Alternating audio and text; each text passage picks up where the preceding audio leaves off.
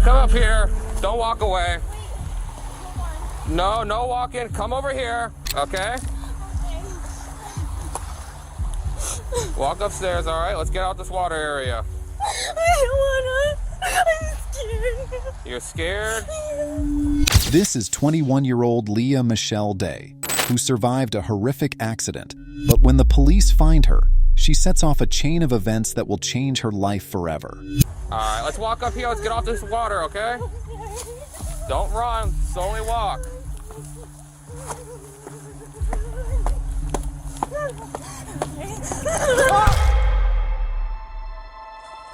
So give me traffic. I'm just stopped. So give me traffic. I'm bleeding. Show me dance.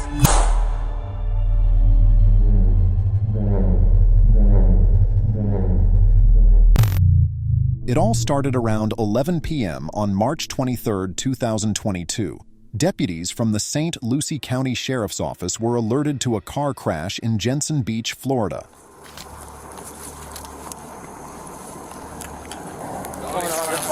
I guess he ran off. Only car involved? Yeah. Single vehicle? Yeah, all right. ran. Where's the driver at? Is he inside? Ran off. The driver, 21-year-old Leah Michelle Day, was recklessly speeding in her Honda Civic, weaving through traffic, overtaking cars, and nearly crashing multiple times, until she finally lost control. The car flipped several times before coming to a violent stop. The impact was so loud that it pulled residents out of their homes to see what had happened.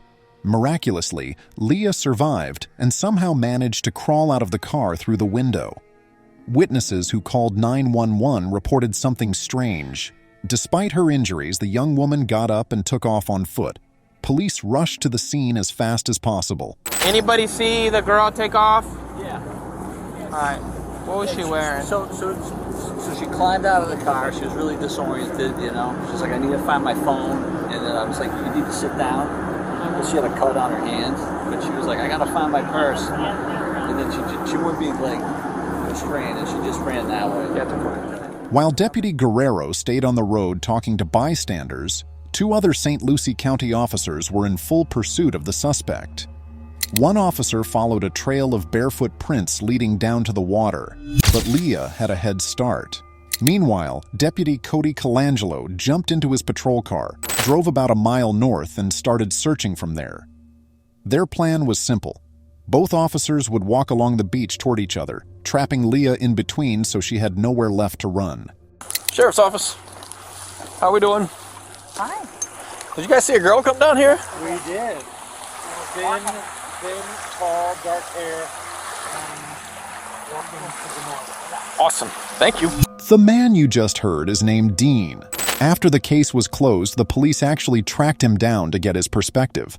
They wanted him to recount the scene once again, this time from his own point of view. She went down onto the beach, and we were sitting down here on our dock. She walked up right at our feet, basically. Okay. And we didn't talk to her because she was just sort of staggering a little bit, and she stopped at the end of the dock and sort of did a 360 and then kept going. Go ahead.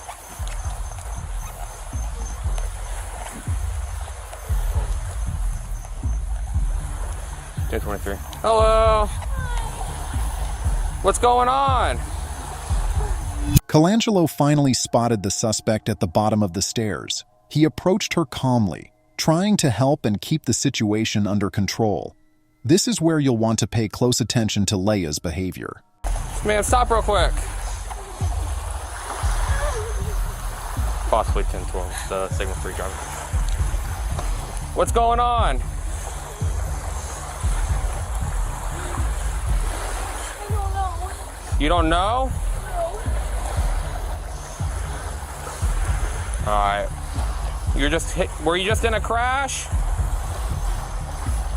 Ma'am, come up here. Don't walk away. No, no walking. Come over here. Okay? Walk upstairs, all right? Let's get out this water area. I don't wanna. I'm scared. You're scared? All right, let's walk up here. Let's get off this water, okay? Don't run. Slowly walk.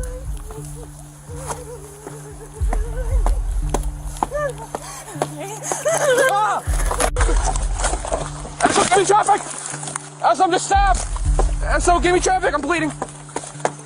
Show me hands! She's right here in the woods somewhere, can we rescue? Spring kill.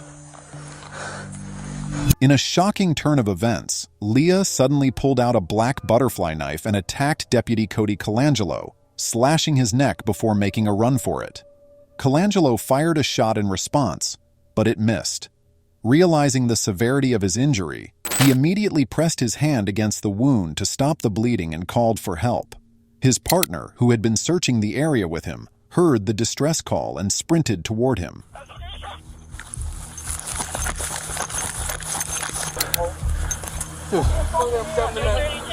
It's a knife, right? Down by the water. 12479 across the street. 12479 by the water.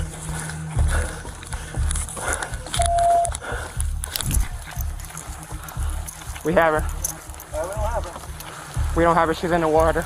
Coming back to...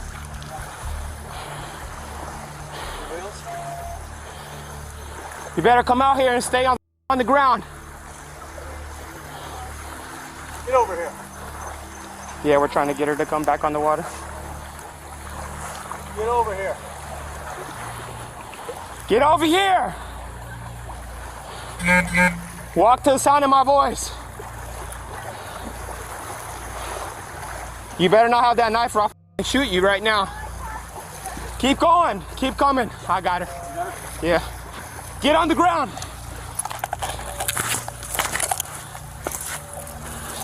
Get on the ground.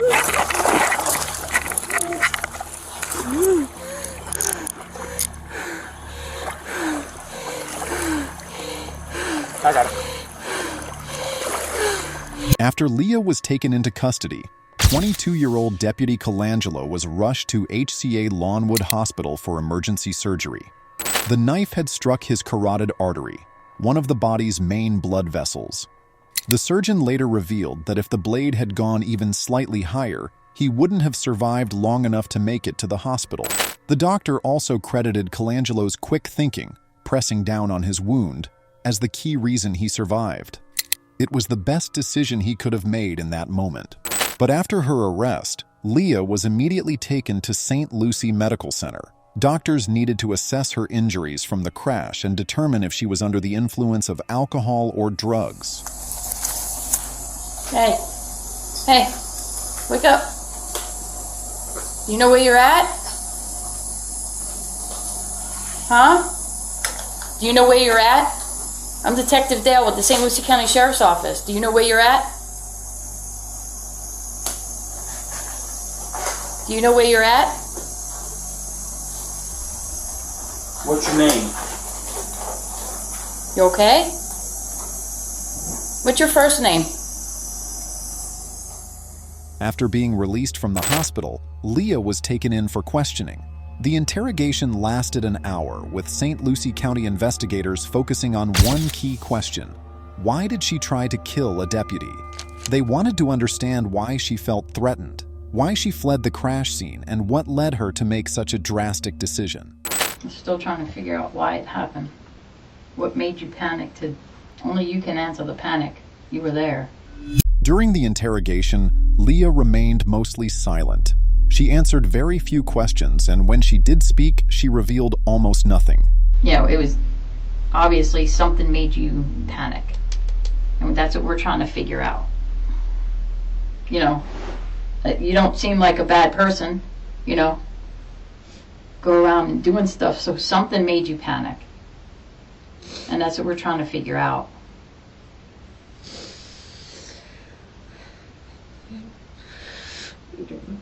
Do you remember doing anything? What? Do you remember doing anything, your actions? Just wanted to get away. Okay. So then what happened when you wanted to get away? Like, did he grab you? Did he touch you? I don't think so. Okay. You keep saying whenever I ask you while this happened? You keep saying you don't know. That you don't know why. You don't know why. Are you saying you don't know why you would stab somebody, or you don't know what? Oh, I definitely don't know why I would stab somebody. Okay. And that's what we're trying to figure out, like, what made you panic? I know you remember something. You're breathing heavy.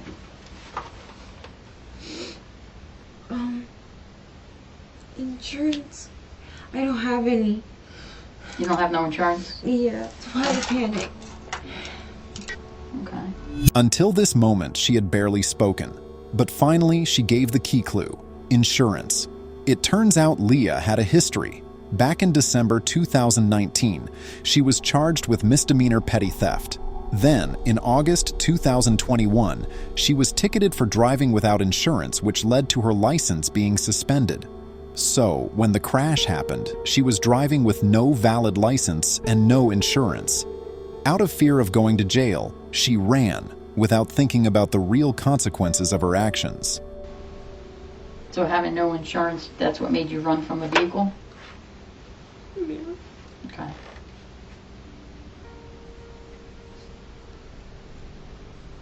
Have you ever been in jail before?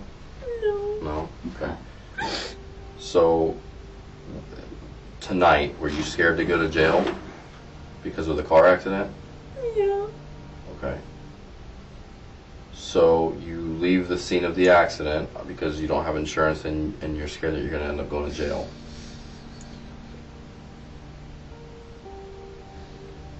You obviously remember enough. Okay? I know that, you know that. Okay? What we need now is to clear all of this up and make sense of everything. Okay? Would you agree?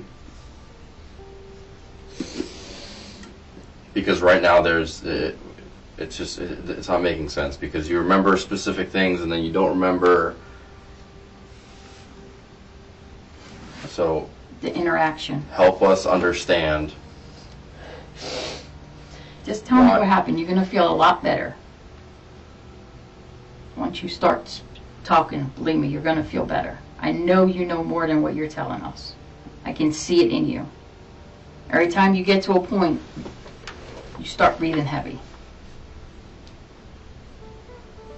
What am I supposed to say? Huh? What am I supposed to say? What you're supposed to say is, I just want you to tell me what happened with the interaction with the guy with the light on the beach. He came at me. I was trying to get away. Okay. So what did you do to try to get away? Obviously. Okay. And then after you stabbed him, what'd you do? I ran. Okay. But a week later, Deputy Cody Colangelo also found himself being questioned about the case. Investigators wanted a full account of what happened that night. Why hadn't he followed protocol more strictly? Why didn't he insist on seeing the suspect's hands? And why did he fire only one shot in self-defense? How many shots did you fire? 1 round. 1 round. After you fired the 1 round, did you think about firing another round, or why did you not fire another round? At that point, because she started getting up the stairs, and I felt like if I was to continue shooting, I could put somebody else at it. I didn't have a good enough angle and shot. I feel like I didn't have a good enough, trying to explain it, to be able to get another round safely off towards her without putting a risk of anybody else. Anybody else meaning your background? Background, yes. Cars were still traveling up and down Indian River Drive during those hours. All right. Let me ask you, did you ever ask to see her hands? No. Okay. In watching the video, initially she's down on the beach. Mm-hmm. Do you remember where her hands were? When I first saw her, I observed it looked like a black wallet in her hand. Okay. When I first walked up on the dock, because she wasn't hiding her hands when she was just walking around when I first saw her, so I didn't see any type of weapon. Okay. When she was down at the bottom of the deck, where were her hands at that time? Behind her back. Okay. When she walked passed you and you were following her up, where did her hands go? She started towards the front. Okay. But could you actually see the palms of her hands? No. Okay. At that point, did anything cause any alarm in you? And the fact of she was standing like this in the video, and then when she passed you, she kind of moved them around. Did it cause any alarm or concern? At the time, no, because she appeared to be under the influence of something. I assumed that she was just having, normally when you deal with someone on narcotics, at least in my experience, they have weird fidgetings with their body, and that's what I was assuming what's going on. But this story doesn't end here. Was a lack of insurance really the only reason she attacked the officer? She panicked, afraid of going to jail. But if she was so scared of a conviction, wouldn't it have been smarter to stay at the scene instead of attempting murder? Instead, she made a shocking choice, running away. And in doing so, she didn't escape punishment. She only dug herself into a much deeper hole. In April 2024, Leah Michelle Day, now 23, was sentenced to life in prison for attempted first-degree premeditated murder. She is currently serving her sentence. What do you think? Was this pure panic or something more? Let us know. If you enjoyed this video and you're a true crime fan, don't forget to like and subscribe. And if you have any feedback on how we can improve our videos, share it with us. It truly means a lot to me. I'm always working to bring you even better content every day. Now go ahead and click on the video on your screen. I guarantee it will shock you to your core.